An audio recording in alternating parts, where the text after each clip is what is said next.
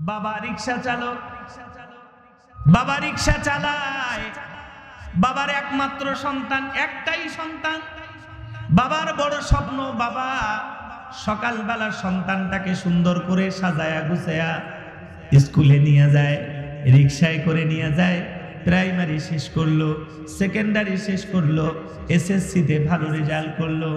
বাবা বড় কষ্ট করে সন্তানটাকে সবকিছু দেয়। সন্তানটাকে দিয়া সন্তানটাকে মানুষের মতো মানুষ করার জন্য চেষ্টা করে, মাও চেষ্টা করে। সন্তানকে লালন পালন করতে গিয়া বৃদ্ধ মা বাবা ঈদের মধ্যে নিজের সুন্দর কাপড়টুকু পর্যন্ত পরে না। একটা পর্যায়ে সন্তান ইন্টারমিডিয়েট শেষ করলো, হাই রেজাল্ট করার কারণে ঢাকা বিশ্ববিদ্যালয়ে তার চান্স হয়ে গেল। সন্তান এবার বাড়িতে মা বাবাকে বলতেছে, বাবা এতদিন পর্যন্ত কিছুটা সাহায্য করেছো, এখন তো আমি ঢাকায় যাব, আমার তো আরো বেশি টাকা পয়সা দরকার। বাবা বলে, ও আমার কলিজার টুকরা সন্তান, জীবনে যা ছিল যতটুকু ছিল তোমাকে দিয়ে উজাড় করে দিয়েছি। কলিজার টুকরা সন্তান, হয়তো যতটুকু পারি তোমাকে হেল্প করব। আগেও যেমন দিয়েছি, শরীর ভারী হয়ে গেছে, বয়স অনেক হয়ে গেছে, তোমার মাও প্রায় সময় অসুস্থ হয়ে পড়ে, তারপরও যতটুকু পারি তোমাকে হেল্প করব। তবে হ্যাঁ, তুমি যদি একটু সামনের দিকে যাও, কোনো প্রকার যদি ভালো কিছু হয়ে যায়, তোমার জন্য আমাদের মা বাবার পক্ষ থেকে দোয়া আছে। সন্তান ঢাকায় চলে আসলো, এসে প্রাইভেট পড়ায়, এদিকে ভালো রেজাল্ট করে, কষ্ট করে পড়ে। একটা পর্যায়ে ছেলে অনার্স কমপ্লিট করলো, মাস্টার্স কমপ্লিট করলো, ভালো রেজাল্ট, ভালো কোম্পানি তাকে চাকরি দিয়েছে। একটা পর্যায়ে পড়তে পড়তেই একটা মেয়ের সাথে তার সম্পর্ক হয়ে গেছে। এবার এই সম্পর্ক করে ধনী সংসারের, ধনী পরিবারের এক মেয়ে, তার সঙ্গে তার বিয়ে হয়ে যায়। বিয়ের পরে সে অনেক টাকা বেতন পায়।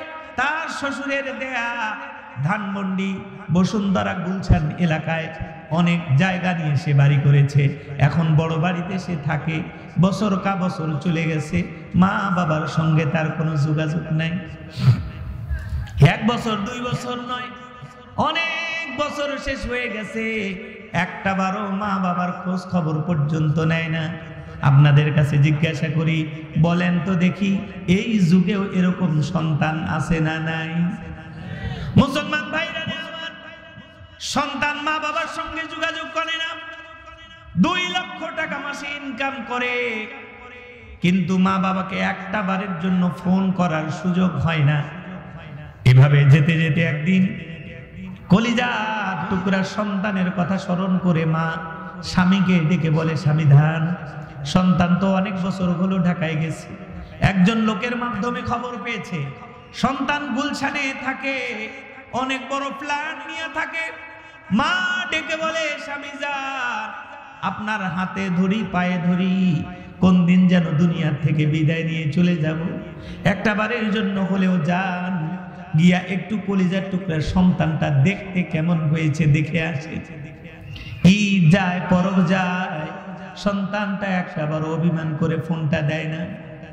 এই যুবক বাবাজিরা, আজকে আমরা যারা দুনিয়ার জমিনে নিজেকে শিক্ষিত বলে নিজের মা বাবাকে দূরে সরিয়ে দিয়েছি, আজকে যারা দিনের বুঝের অভাবের কারণে নিজের মা বাবার সঙ্গে চোখ রাঙিয়ে কথা বলতেছি, আজকের যুবক ভাইয়েরা আজকে এগুলা ভুলেই গেছে আদব কায়দা। নিজের বাবাকে কিভাবে সম্মান করতে হয়, নিজের মাকে কেমনে সম্মান দিতে হয়, আজকের যুগের সন্তানদের এগুলা তো শিক্ষা দেওয়া তো দূরের কথা, তাদের আচরণ দেখলে বরং মা বাবা পর্যন্ত অনেক সময় ভয়ে আতঙ্কিত থাকে। কথা বলেন, কথা বলেন। আমাদের সৈয়দপুর কিশোরগঞ্জে আপনারা দেখেছেন, কলিজার টুকরা সন্তান, দিনের বুঝ না থাকার কারণে সন্তান ইন্টারমিডিয়েট পাস করেছে বটে, কিন্তু সন্তান নেশার টাকা চাইতে গিয়েছে, বাবা বলছে টাকা নাই, অস্ত্র বের করে বাবা মা দুইজনকেই হত্যা করেছে। এগুলো আপনারা নিউজ দেখেছেন, আমি দেখেছি। এই শিক্ষা, যেই শিক্ষা নিজের মা বাবাকে চোখ রাঙাতে, মা বাবার উপরে হাত তুলতে, অস্ত্র তুলতে দ্বিধা করে না, এটা কোন শিক্ষা আপনাদের কাছে জানতে চাই। আমরা কোথায় যাচ্ছি? মুসলমান ভাইরা রে আমার, ওই ছেলে অনেকদিন যাবত মা বাবার সঙ্গে যোগাযোগ না করলেও মা একটা পর্যায়ে বারবার স্বামীর কাছে অনুরোধ করে, যাও একটা বার যাও, গিয়া আমার ছেলেটাকে দেখে আসো, ছেলেটা কেমন আছে, দেখতে কেমন হয়েছে, ছেলেটার স্বাস্থ্য শরীর কেমন হয়েছে। অনেক কষ্ট করে বাবাকে পাঠিয়েছে, বাবাও ঠিকানা নিয়ে গেছে। বাবা রিক্সা চালক, বুড়ো মানুষ, বয় বৃদ্ধ মানুষ, কাপড় চোপড় ভালো না, শরীরটাও সুন্দর না, ওই রকম করে উস্কো শুষ্ক অবস্থায় ওখানে গেছে। ঠিকানা মতো একটা বাড়িতে গিয়ে দেখে ওই ঠিকানা আর ওই বাড়ির ঠিকানা মিলে গেছে। বাড়িতে ঢুকবে, হঠাৎ করে দারোয়ান বলে, এই মুরব্বি কোথায় যান, কাকে চান? বাড়িতে দারোয়ান থাকলে জিজ্ঞাসা করে, কি করে না, তাও আবার গুলশান বটানির মতো জায়গায়। বলে, এই মুরব্বি তুমি কই যাও? যাওয়া হবে না।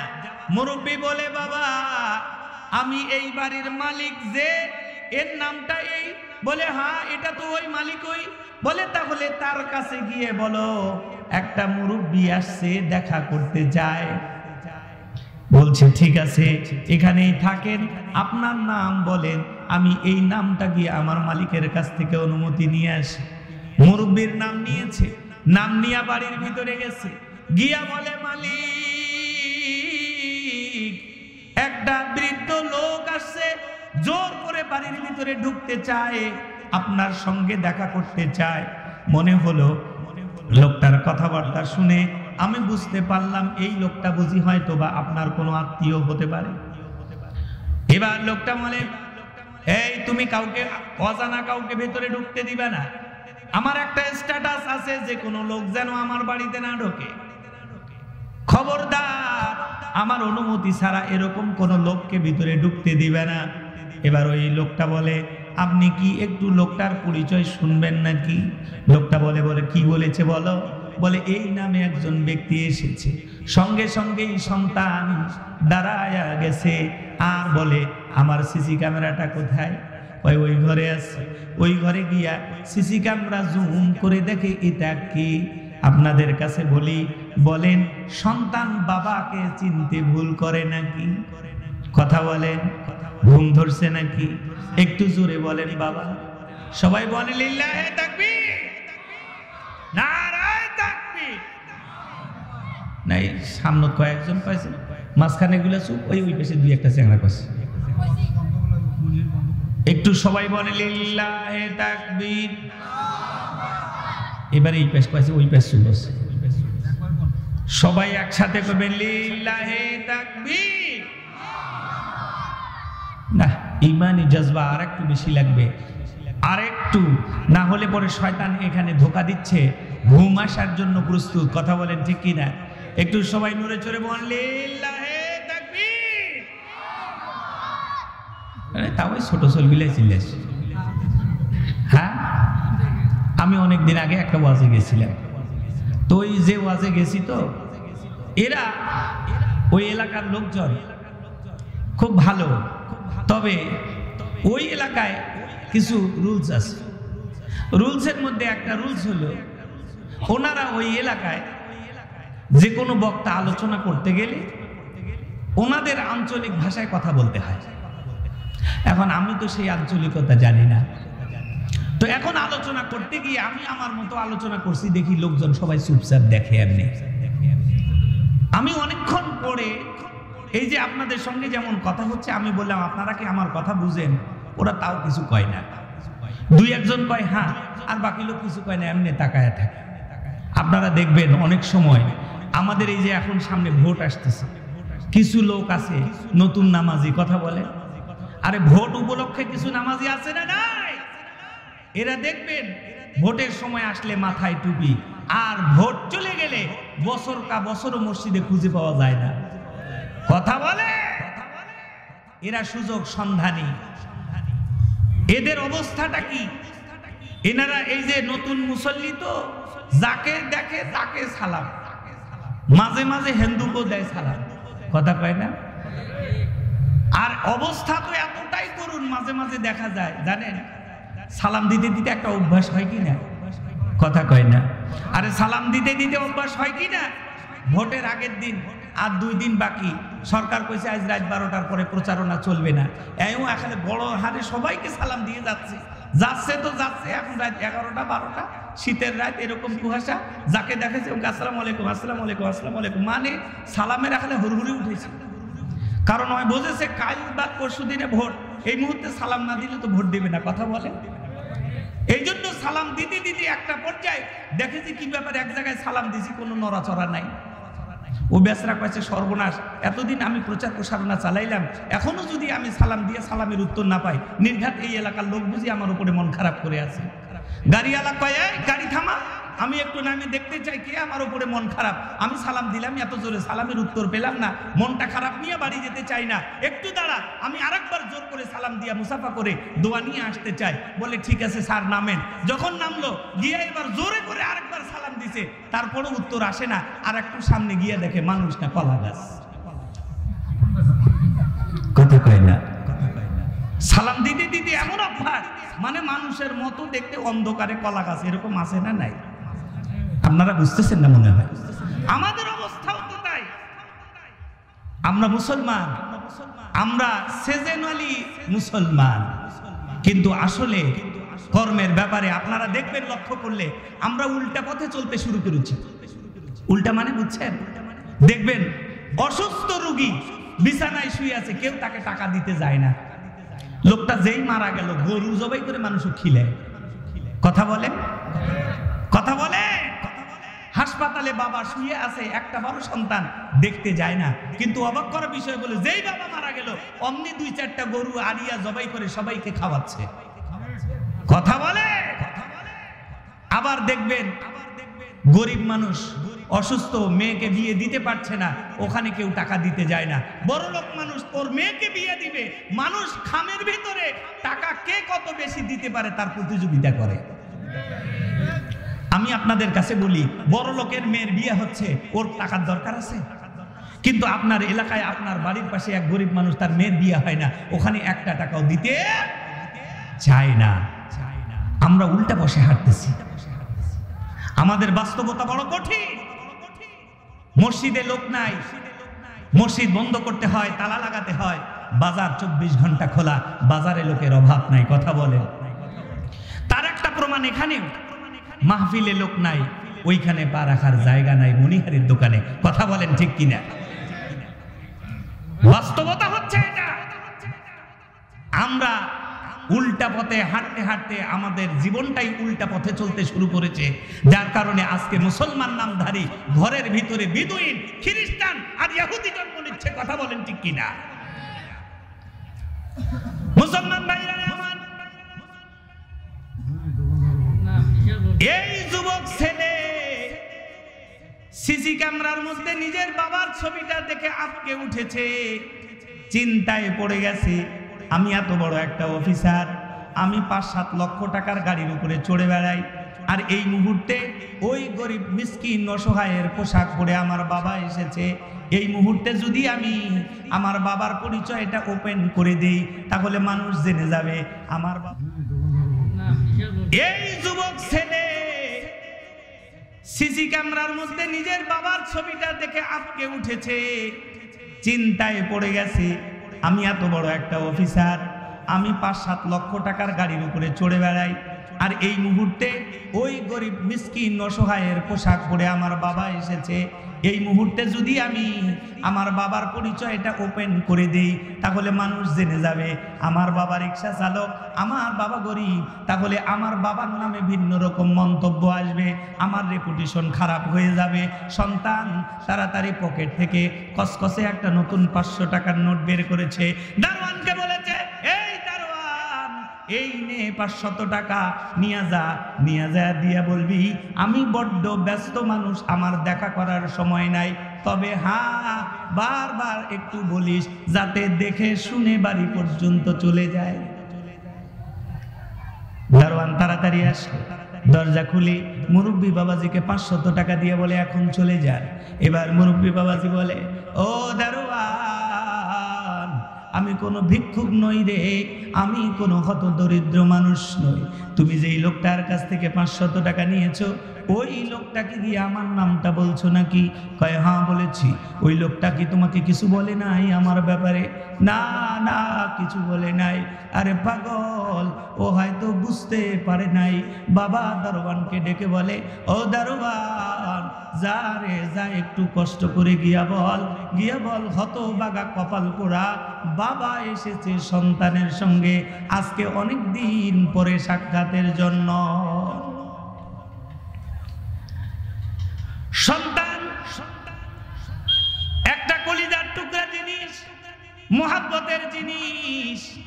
বাবা 2 চোখের পানি ছেড়ে দিয়ে বারবার ওই দরবানকে আকুতি মিনতি করতেছে, যাও একটা বার আমি চেহারাটা দেখি, আমার ছেলের মুখটা দেখে আমি চলে যাব, কোনো টাকার দরকার নাই, নিব না রে। ওই দারোয়ান এবার বলে, ও বাবাজি, এই কথাটা আপনাকে আর বলতে হবে না, নতুন করে পরিচয় দিতে হবে না। আপনার সন্তান, আমি যখন আপনার সন্তানের কাছে গিয়ে আপনার পরিচয় দিয়েছি, সঙ্গে সঙ্গে ওই যে দেখেন সিসি ক্যামেরাটা দেখা যায়, সিসি ক্যামেরার মাধ্যমে সন্তান আপনার চেহারাটা ভালো করে জুম করে দেখেছে, চিনতে পেরেছে। ওই সন্তান তার নিজের পরিচয়টা আত্মগোপন করে আমাকে বলেছে 500 টাকা দেয়। এই কথা শোনার সঙ্গে সঙ্গে বৃদ্ধ বাবা বসে পড়ে কাঁদতে শুরু করেছে। হায় রে সন্তান, কলিজার টুকরার সন্তান, মায়ার সন্তান, মোহাব্বতের সন্তান, এত কষ্ট করে মানুষ করলাম রে, কিন্তু কলিজার টুকরার সন্তান আমার সঙ্গে দেখা করবে এতেও সে নারাজ, দেখাটা পর্যন্ত করতে চায় না। কি অপরাধ করলাম রে বাবা? তোমার মা ওই পাশে কান্নাকাটি করে পাঠিয়েছে, আমি বাড়িতে গেলে কি উত্তরটা দেব? একটা পর্যায়ে বাবা মুখ ফিরিয়ে ওখান থেকে বিদায় নিয়ে গেল, বাড়ি চলে গেছে। মা ডাক দিয়া বলে, স্বামী গো, কলিজার টুকরা সন্তানের কাছে পাঠাইছিলাম, আমার কলিজার টুকরা সন্তানটা দেখতে কেমন হয়েছে? কতদিন হলো চেহারাটা দেখি না, মোটা সোটা হয়েছে বুঝি, কেমন পোশাক পরে চলাফেরা করে, ঢাকা শহরে কেমন বাড়িতে থাকে, কি দেখলা? এবার বাবার জবান বন্ধ হয়ে গেছে। বাবা 2 চোখের পানি ছেড়ে দিয়ে কান্দে আর বলে, তোমার সন্তান বড় অফিসার হয়ে গেছে, আমি কলিজার টুকরার সন্তানকে দেখতে গেছি, দুঃখজনক হলেও সত্য, তোমার সন্তান ভিক্ষুক ভেবে 500 টাকা দিয়ে পাঠায়া দিয়েছে। তোমার সন্তান আমার সঙ্গে দেখা করতেও রাজি হয় না। মা আরো আছে নাকি কথা বলে? ও যুবক, তোমাদের হাতে ধরে পায়ে ধরে বলি রে, যেই মাকে আজকে তুমি অবহেলা করতেছ, এই মা দুনিয়াতে যেদিন তোমাকে আনছে রে, তুমি যেদিন তোমার মায়ের পেটে আসছো, ওই দিন থেকে তোমার মায়ের খানা দানা বন্ধ হয়ে গেছে, তোমার মা খাবার বন্ধ হয়ে গেছে, খাইতে পারে না। তোমার মায়ের কাছে একটাবার জিজ্ঞাসা করে দেখো, মা যেই দিন তোমার পেটে আসছি রে মা, ওই দিন তুমি কেমনে ছিলে? মা তোমাকে বলবে, বাবা যেই দিন তুই আমার পেটে আসছিস, ওই দিন আমি মা খুশিতে আত্মহারা হলেও আমি কিন্তু খাওয়া দাওয়া আমার বন্ধ হয়েছে, রাতের বেলা ঘুমাতে গেলেও তুমি লাথি মেরেছো, ঘুমাইতে পারি নাই। আমি যখন খাইতে বসেছি, পেটের ভিতরে কলিজায় এমন জোরে আঘাত করেছো, আমি আর বসে থাকতে পারি নাই, বমি করেছি। কলিজার টুকরা সন্তান রে, যখন দুনিয়াতে আসবি, নিজের শরীরে তাজা রক্তে লাল টসটসে রক্ত দিয়া জমিনটাকে লাল করে দিয়েছি রে। দুনিয়াতে আসবি বলে কত কষ্ট দিয়েছিস, শীতের রাত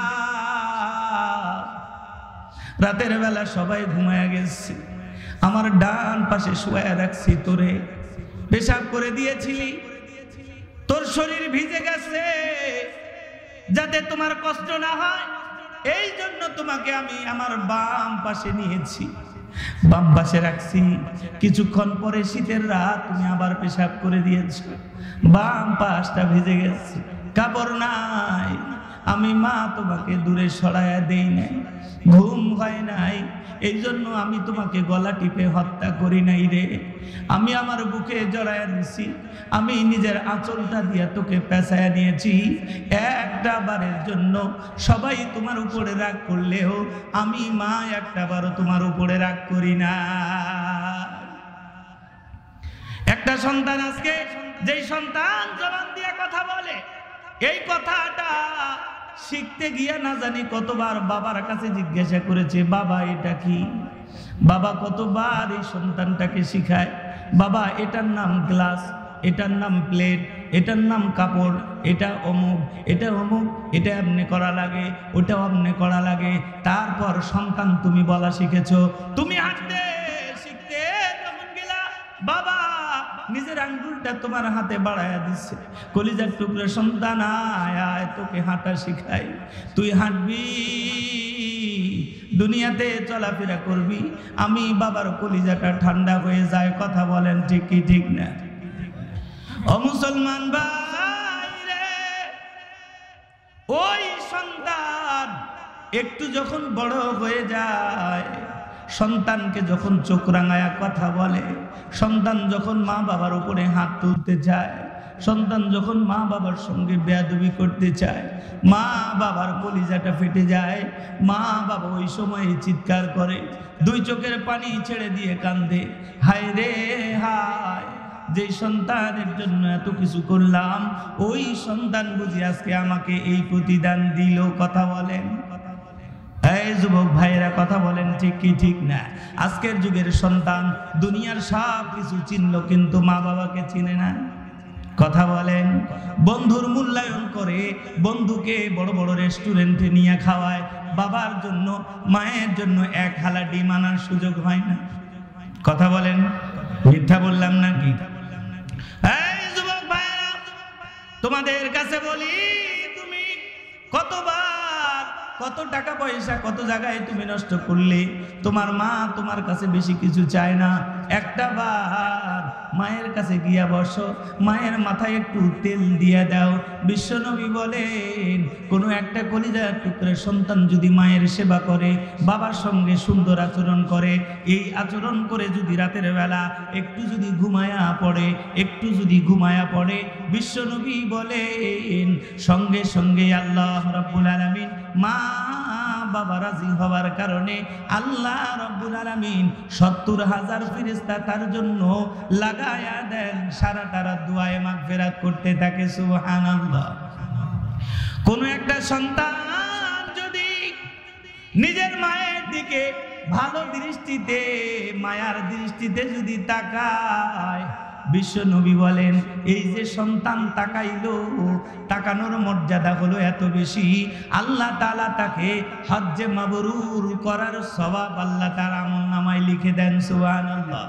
জোরে জোরে বলা যাবে কি সুবহানাল্লাহ? ও মুসলমান বাবাজিরা আমার, এই বদলাগাড়ি পশ্চিম হাজীপাড়ার এলাকার যুবক বাবাজিরা, অনুরোধ করে যাই একটু মনোযোগ দিয়ে শুনো। আমি একেবারেই শেষের দিকে চলে এসেছি। এই যুবক নিজের মা বাবার পরিচয় ভুলে গেল। মা বাবা এবার দুইজনে কান্নাকাটি করতেছে, কিন্তু একটা বুঝ তাদের ভিতরে ছিল। দুইজন মা বাবা এবার পরামর্শ করে, স্বামী স্ত্রী একে অপরের চোখের পানি ছেড়ে দিয়া কান্দে আর একটা কথা বলে, আমরা বদদোয়া করব না, আমরা বদদোয়া করতে পারি না। সন্তান মা বাবার পরিচয় ভুল দিতে পারে, আমরা মা বাবা সন্তানের জন্য বদদোয়া করতে পারি না। কেন? আমরা বদদোয়া করলে কলিজার টুকরা সন্তানের জীবনটা তো শেষ হয়ে যাবে। কথা বলেন, যুবক বাবাজিরা কথা বলেন ঠিক কিনা? বিশ্বনবী বলেন, কখনো যদি কোনো মা বাবা সন্তানের জন্য দুই হাতখানা তুলে, পৃথিবীর ভিতরে এমন কোনো শক্তি নাই যেই শক্তি এই দোয়াকে আটকাইতে পারে, বরং এই দোয়া আল্লাহ রাব্বুল আলামিনের আরশে আজিমে চলে যায়, আল্লাহ তাআলা সঙ্গে সঙ্গে দোয়া কবুল করে নেয়। সুবহানাল্লাহ বলে। পীর সাহেব দোয়া করলে দোয়া কবুল হবে কোন হাদিসে আছে? কথা বলে। কিন্তু মা বাবা দোয়া করলে দোয়া কবুল হবে। এই দুইজন স্বামী স্ত্রী নিজের সন্তানের জন্য এবার দোয়া করতেছে, ওগো মালিক আল্লাহ, আপনার কাছে বলি সন্তানটাকে একটু দিনের বুঝ দিয়ে দেন, হিদায়াত দিয়ে দেন। আপনি চাইলেই তো হিদায়াত দিতে পারেন, আমার সন্তানটাকে দিনের বুঝ দিয়ে দিতে পারেন। যেই কথা ওই কাজ, দোয়া কবুল হয়ে গেল। রমজান মাস, গুলশান আজাদ মসজিদে ওই সময় ইমামতি করতেন আমাদের যাত্রাবাড়ি মাদ্রাসার বড় হুজুর পীর সাহেব হুজুর মাহমুদুল হাসান দামাত বারাকাতুহু। অনেকেই হয়তো আপনারা নাম শুনেছেন। ওই সময় গুলশান আজাদ মসজিদে উনি জুমার নামাজ পড়াইতেন। ওই দিন কি আশ্চর্যজনক বিষয়, হুজুর মা বাবার হক নিয়ে আলোচনা শুরু করেছেন। মা বাবার হক নিয়ে যখন আদায়, এই দোয়াগুলো যখন তিনি করা শিখাইতেছিলেন, মা বাবার করণীয় কি, মা বাবার খেদমত করতে হয় কেমনে, মা বাবার সম্মান করতে হয় কেমনে, এগুলা নিয়ে আলোচনা শুরু করেছেন। একটা পর্যায়ে মা বাবার ওই কথাগুলো কেন যেন সন্তানের কলিজায় গিয়ে আঘাত লাগে। সন্তান শুনে আর কান্দে, হায় রে হায়, জীবনে কি করলাম রে। মা বাবাকে কোনো সন্তান যদি কষ্ট দেয়, যত বড় হাজি হোক, যত বড় গাজী হোক, যত বড় দানবীর হোক, যত বড় নামাজি হোক, যত বড় ইবাদত হোক, যত বেশি সে আল্লাহওয়ালা হোক না কেন, মনে রাখবেন যে সন্তান মা বাবাকে কষ্ট দিয়েছে, এই সন্তানের যদি মৃত্যু হয়ে যায়, বিশ্ব নবী বলেন কিয়ামতের ময়দানে আল্লাহ রাব্বুল আলামিন সন্তানকে ডাকবে, বলবে হজ করছিস, জান্নাত যাইতে চাস, এটা হিসাব পরে হবে। মা বাবার সঙ্গে বেয়াদবি করছিস, এই বিচার আগে। হজের কারণে জান্নাত যেতে পারবি না, আগে তোর মা বাবার সঙ্গে বেয়াদবি করছিস, আগে এই হিসাব কিতাব ক্লিয়ার কর।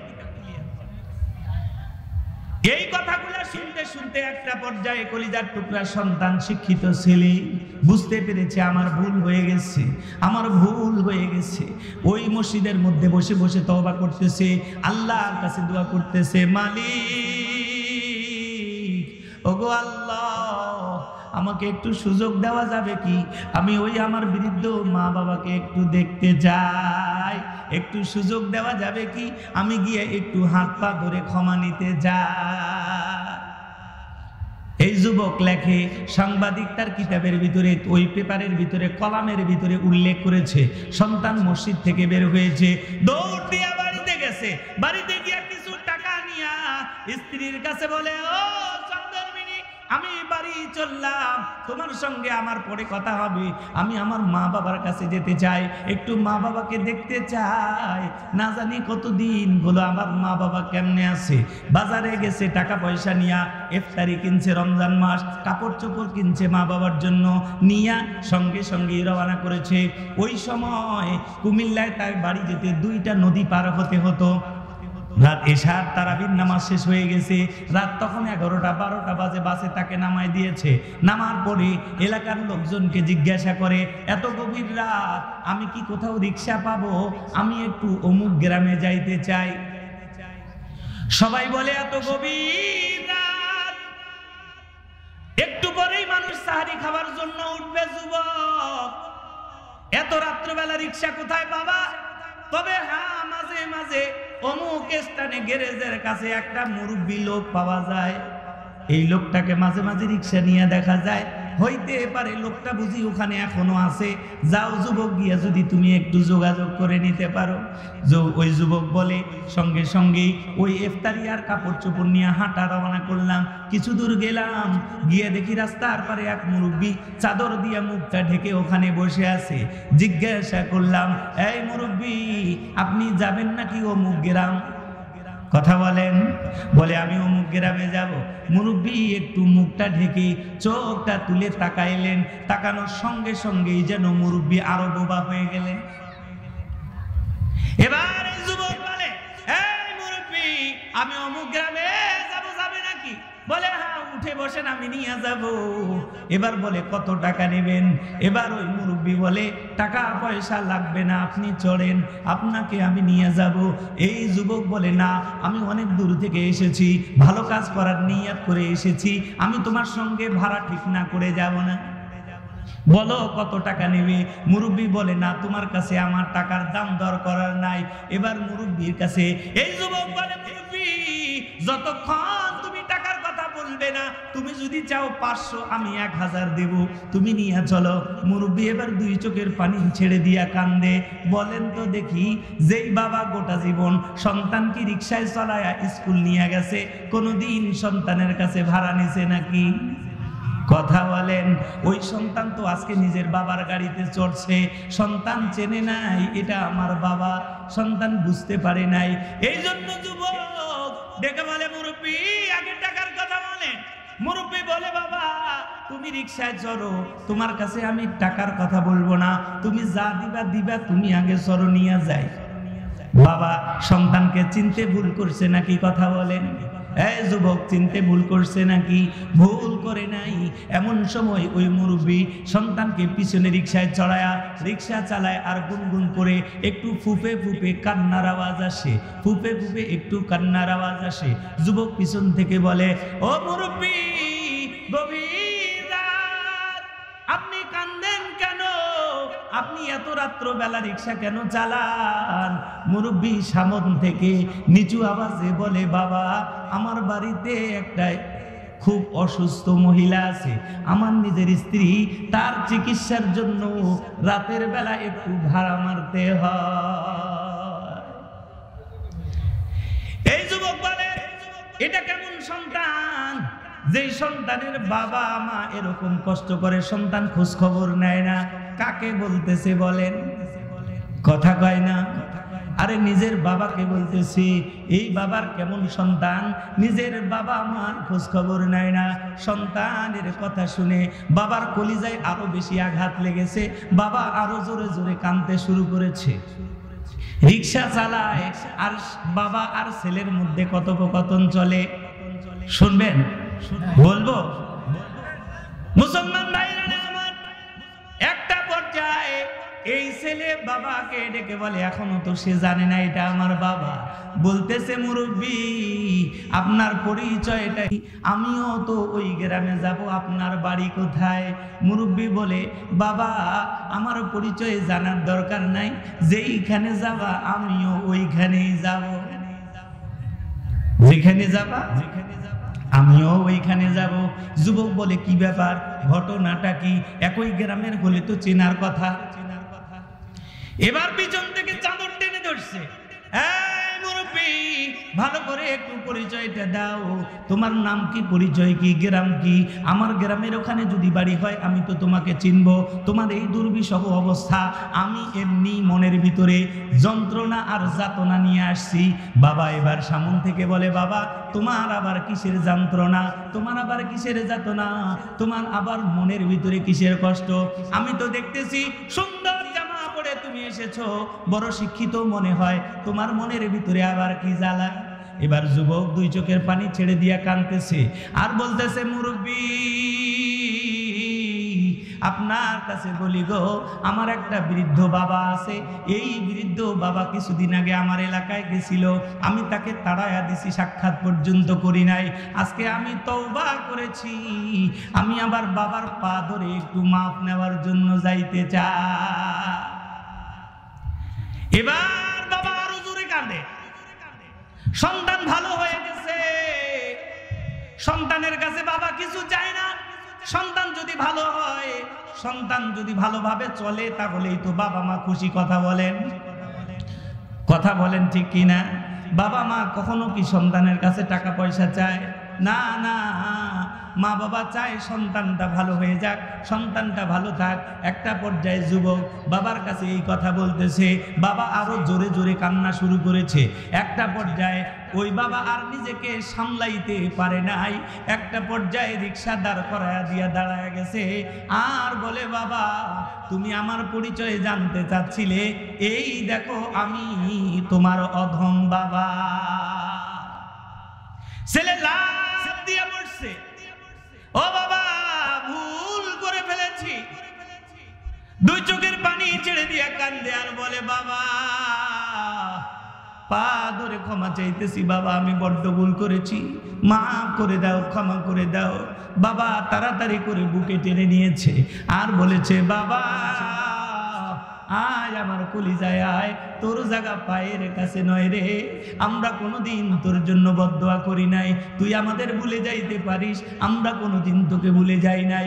ও মুসলমান ভাইরা রে আমার, আজকে আমি একটা কথা বলে যাই, বিশ্ব নবী বলেছেন এই মা বাবা শুধু দুনিয়াতে বেঁচে থাকাকালীন অবস্থায় নয়, মা বাবা যখন মারা যায়, কবরে যখন সমস্ত মানুষ রেখে চলে আসে, ওই কবরের মধ্যে শুইয়া বিশ্ব নবী বলেন সর্বপ্রথম মা বাবা নিজের কলিজার সন্তানের খবর নেয়।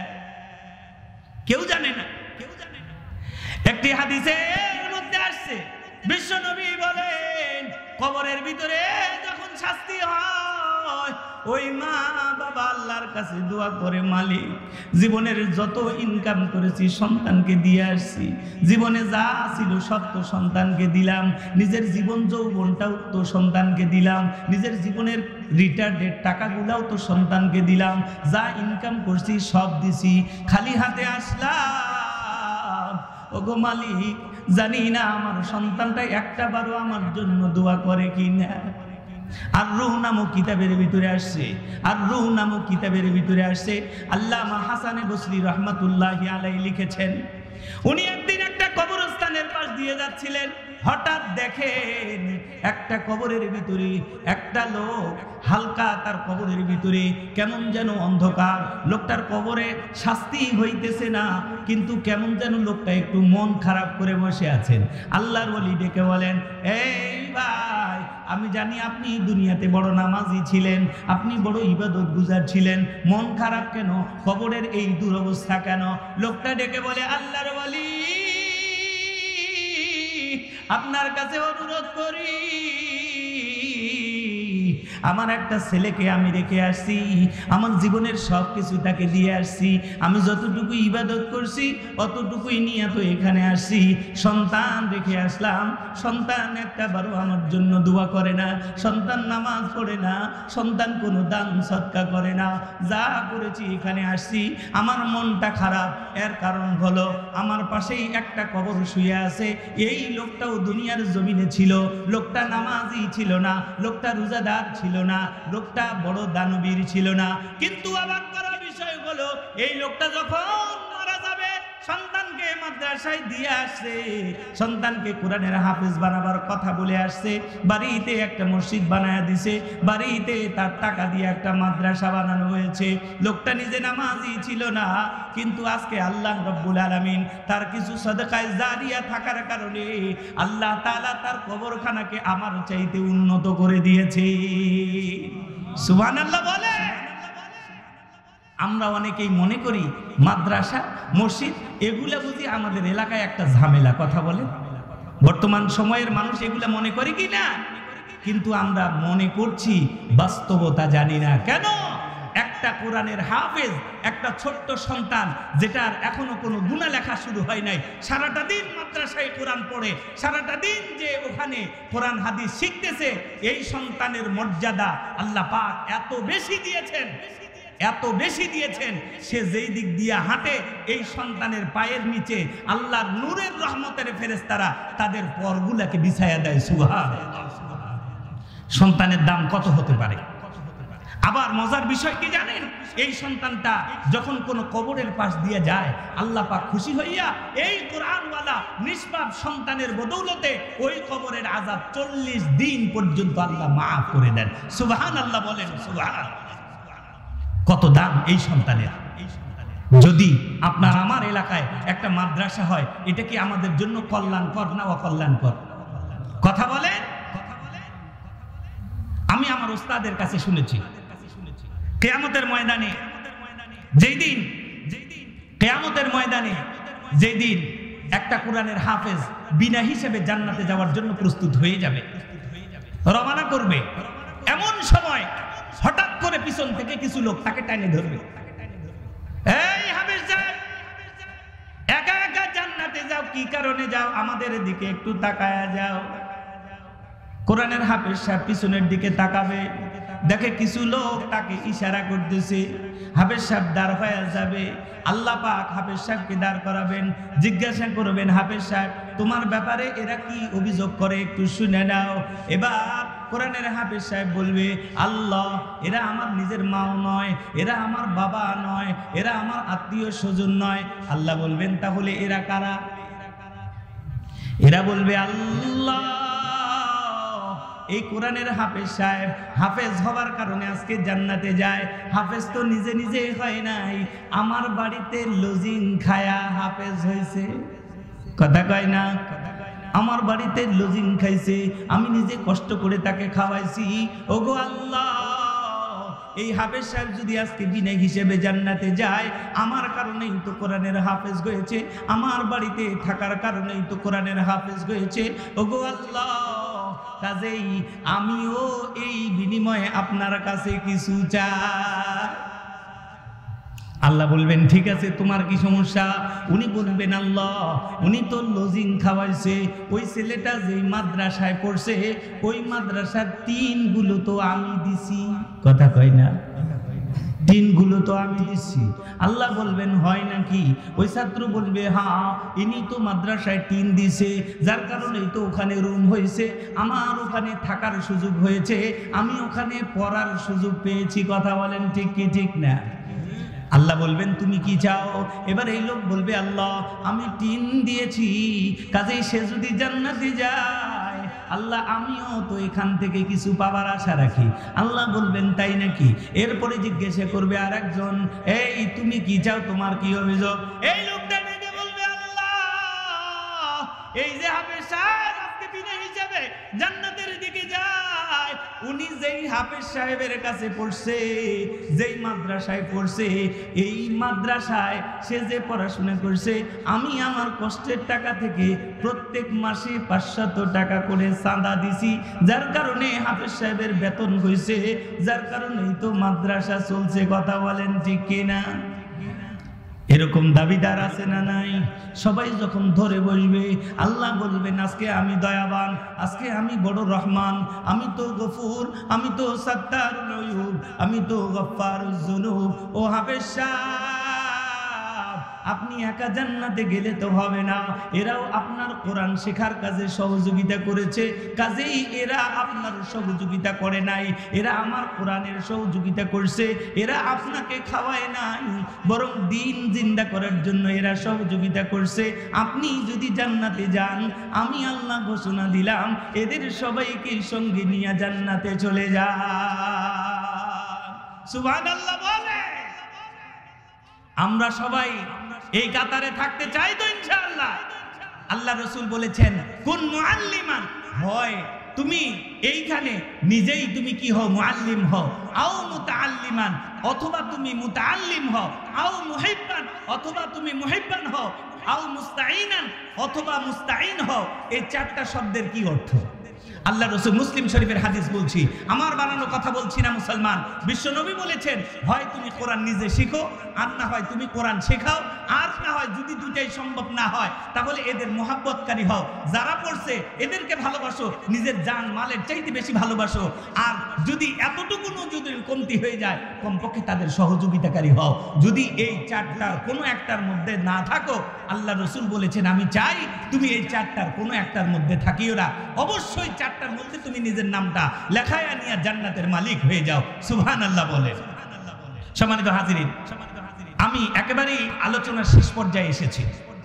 আমি ওই যে যুবকের কথাটা শেষ করে দিয়ে শেষ করব, তবে এর আগে এই যে জায়গাটাতে আমরা বসে আছি, এই জায়গাতে আগামী জানুয়ারি থেকে এখানে একটা মহিলা শাখা আমাদের মা বোনদের দিন শেখার জন্য, আজকে আমাদের বাড়িতে মহিলারা আছে, নামাজ কালাম জানে না, আমাদের বাড়িতে মা বোনেরা আছে, দিন জানে না, এদের জন্য একটা মহিলা শাখা এই জায়গায় করা হবে। আমি কালেকশন করব না, আমি আপনাদের সকলের কাছে শুধু এতটুকু আহ্বান রাখতে চাই, আপনারা কি চান এখানে একটা মাদ্রাসা হোক? আপনারা কি সবাই চান? কে কে চাই?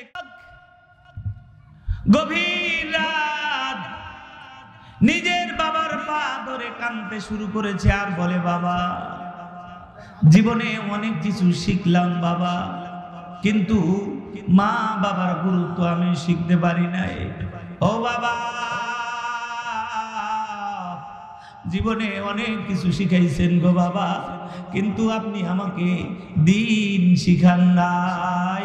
আমি সব শিখেছি কিন্তু দিনের বুঝ শিখি নাই। কেমনে মা বাবার সেবা করতে হয় আমি জানি না। নিজের মা বাবার কথা স্মরণ করে একটু মনোযোগ দাও। তোমারও তো বাড়িতে মা আছে, তোমারও তো বাড়িতে বাবা আছে, যেই বাবা গভীর রাত পর্যন্ত তোমার যদি জ্বর হয় রাতের বেলা ঘুমায় না, তোমার মা রাতের বেলা ঘুমায় না। অনেক যুবক এখানে আসি যাদের মা দুনিয়া থেকে বিদায় নিয়ে চলে গেছে, বাবা দুনিয়া থেকে চলে গেছে। অনেক সন্তান এখন আসি নিজের দাদা দাদি নানা নানি দুনিয়া থেকে চলে গেছে, আছে না নাই? এই যুবক কথা বলো, আছে না নাই? যুবক ভাইরা আমার একটু মনোযোগ দিয়ে শোনো। বিশ্বনবী রাহমাতাল লিল আলামিন নবী স্পষ্ট ভাবে বলে গেছেন, কোন একটা সন্তান যদি কোন মা বাবার কবরের পাশে দাঁড়ায়া মায়ের কথা স্মরণ করে, বাবার কথা স্মরণ করে একটা বার যদি দোয়া করে, আল্লাহ রাব্বুল আলামিন সঙ্গে সঙ্গে দোয়া কবুল করিয়া নিয়া আল্লাহ মা বাবার কবরের আযাবকে কিয়ামত পর্যন্ত মাফ করে দেয়। সুবহানাল্লাহ বলেন। এই যুবক বাবাজিরা আমার, এই সন্তান একটা পর্যায়ে বাবার পা ধরে কাঁদতে শুরু করেছেন আর বলে, বাবা ভুল হয়ে গেছে।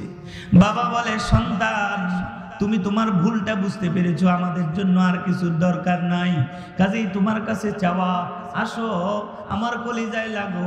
কলিজাটা ফাঁকা হয়ে গেছে, কতদিন আমাকে বাবা বলে ডাক দাও নাই, আব্বা বলো নাই, আমার কলিজাটা সারখার হয়ে গেছে। এই যুবক তোমাদের কাছে বলি, একবার যদি মাকে মা বলে ডাক দাও, একবার যদি বাবাকে বাবা বলে ডাক দাও, পৃথিবীর কোনো মানুষ খুশি না বলেও তোমার মা বাবার কলিজাটা ঠান্ডা হয়ে যায়। কথা বলেন ঠিক কিনা? এই যুবক বাবাজিরা আমার, এই সন্তান বাবার কাছে যখন কলিজার সঙ্গে কলিজা লাগায়া নিয়া, বুকের সঙ্গে বুকে লাগায়া নিয়া জোরে জড়ায়া জড়ায়া কানতে কানতে একটা পর্যায়ে বললেন, বাবা তাড়াতাড়ি চলেন গো বাবা, আমি আমার মায়ের কাছে যাইতে যাই। একটা পর্যায়ে যুবক গভীর রাত বাবার রিকশায় চড়ে বাবার সন্তান বাড়িতে যায়। বাড়িতে গিয়া গভীর রাত দরজায় নক করছে, ভিতরে থেকে আওয়াজ আসছে, কে? সন্তান বলে, মা আমি তোমার সন্তান, দরজা খুলিয়া দাও মা, আমি আসছি। কলিজার টুকরা সন্তান একবার যখন মা বলে ডাকছে, মনে হয় মায়ের অর্ধেক অসুস্থতা দূর হয়ে গেছে। মা বিছানা থেকে লাফ দিয়া উঠছে, তাড়াতাড়ি এসে দরজাটা খুলিয়া দিয়া এবার সন্তানকে ডেকে বলে, বাবা আয় বুকের সঙ্গে আয়, একটা বার তোকে দেখার জন্য কলিজাটা শুকায় গেছে। এবার এই সন্তান দৌড় দিয়ে গিয়া মায়ের পাটা ধরে কাঁদতে শুরু করেছে। মা দুই চোখের পানি ছেড়ে দিয়ে কান্দে আর বলে, বাবা তোমার কাছে অনুরোধ, আমার পা ধরবি না রে, তোকে পা ধরার জন্য এত আদর করি নাই, তোর মাথা থেকে পা পর্যন্ত আমি ছোটবেলায় কতবার আদর করেছি, আজকে আমার পা ধরার জন্য নয় রে বাবা। আয়, তুই তোর ভুল বুঝতে পেরেছিস, আর কিছু লাগবে না, আয় আমার কাছে আয়, আমি মা তোর জীবনের যত ভুলগুলো ছিল আমি ক্ষমা করে দিয়েছি। এটার নাম হলো মা। আজকে যুবক বাবাজিরা আজকে মা বাবার পরিচয় পায় নাই। কেন পায় না বলেন? এর অন্যতম কারণ হলো আজকের যুগের যুবক ছেলেরা কোরআন থেকে দূরে সরে গেছে। কথা বলেন ঠিক কি ঠিক না? ঘরে ঘরে আজকে যত অশান্তি সবগুলোর মূল কারণ হলো কোরআন নাই। কথা বলেন ঠিক কি না? আজকের যুবক সমাজ না তারা কোরআন জানে, কোরআনের কোনো আদর্শ জানে না, আমাদের নবীর সুন্নত গুলোকে জানে। আজকে যা কিছু আমরা মা বাবা শিখাইতেছি আমাদের সন্তান তো তাই শিখতেছে। কথা বলেন ঠিক কি ঠিক না? এই যুবক বাবাজিরা কথা বলেন ঠিক কি ঠিক না? এই তো কিছুদিন আগের ঘটনা, কিশোরগঞ্জে আমাদের এলাকায় পাকিস্তান থেকে একটা জামাত এসেছিল। কথা বলেই শেষ করে দিচ্ছি, একেবারেই উনি আসলেই মাইক ছেড়ে দিব, কথাটা মনোযোগ দিয়ে শুনবেন, একেবারেই মনোযোগ দিবেন। আমাদের সৈয়দপুরে পাকিস্তানের একটা জামাত এসেছে, ইয়াং যুবক কোরআনের হাফেজ, তাবলিগ জামাতে আসছে রমজান মাস। আশ্চর্য বিষয় হলো আমাদের সৈয়দপুর মার্কাজ থেকে ওনাদের রোগ দেওয়া হলো কিশোরগঞ্জে, যাদের কাছে আমি ঘটনা শুনছি এখনো জীবিত আছে, পারলে আসবেন আমি দেখা করাইয়া দেব। যুবকের লাশ এখনো আমাদের কিশোরগঞ্জে অবস্থানরত আছে, তার কবর এখনো আছে। যুবক রমজান মাস রোজা রেখেছে, দিনের বেলা রাতের বেলা নামাজ পড়ার জন্য উঠছে, হঠাৎ কেমন যেন তার বুকটা ব্যথা করতেছে। একটা পর্যায়ে মৃত্যুর কোলে ঢলে পড়লো, ছেলেটা মারা গেছে, কোরআনের হাফেজ মারা গেল। এবার সবাই চিন্তিত হয়ে গেল, ইয়াং মানুষ, যুবক মানুষ মারা গেল, কি হবে এখন? সঙ্গে সঙ্গেই তার বাড়িতে সংবাদ চলে গেল, এই যে যুবক মারা গেল কিশোরগঞ্জে। একটা পর্যায়ে এই যুবককে যখন তাকে দাফন করা হচ্ছিল, আমাদের মুরব্বীরা বলেন রাতের বেলা যখন আমরা তাকে কবরে অর্থাৎ আগের দিন মারা গেছে, পরের দিন পাকিস্তান থেকে পার্লামেন্ট থেকে অনুমোদন আসতে আসতে রাত হয়ে গেছে, এই জন্য আমরা তাকে রাতের অন্ধকারে মাটি দিতে যখন নিলাম, তখন তাকে কবরে শোয়ানোর সাথে সাথে অবাক করা বিষয় হলো তার পুরা কবরটা আলোকিত হয়ে গেছে। সুবহানাল্লাহ বলেন। কি কারণ জানেন? কারণ কি জানেন? কারণ হলো একটাই মাত্র কারণ, এই ছিল কোরআনের হাফেজ, সন্তান ছিল মা বাবার কাছে দিন শেখা একটা সন্তান। অবাক করা বিষয় হলো আজকে আমাদের সন্তানকে আমরা কি দিয়ে যাচ্ছি যে আমরা আমাদের সন্তানের কাছে আশা করি। কাজেই সম্মানিত হাজিরিন, আমি আপনাদের কাছে অনুরোধ রেখে যাচ্ছি আপনারা এখানে একটু সহযোগিতা করবেন, যাতে এখানে আমরা এই আগামী 2-4-5 দিনের মধ্যে আমরা এখানে মাদ্রাসার কাজটা শুরু করতে পারি। আপনাদের সহযোগিতা এবং সর্বাত্মক এই সহযোগিতা কামনা করে, এবং আপনাদের কাছে আমার আলোচনায় কোনো প্রকার ভুল ত্রুটি হয়ে গেলে ক্ষমা চেয়ে আমি আমার বিক্ষিপ্ত আলোচনা এখানেই শেষ করছি। ওয়া আখিরু দাওয়ানা আনিল হামদুলিল্লাহি রাব্বিল আলামিন।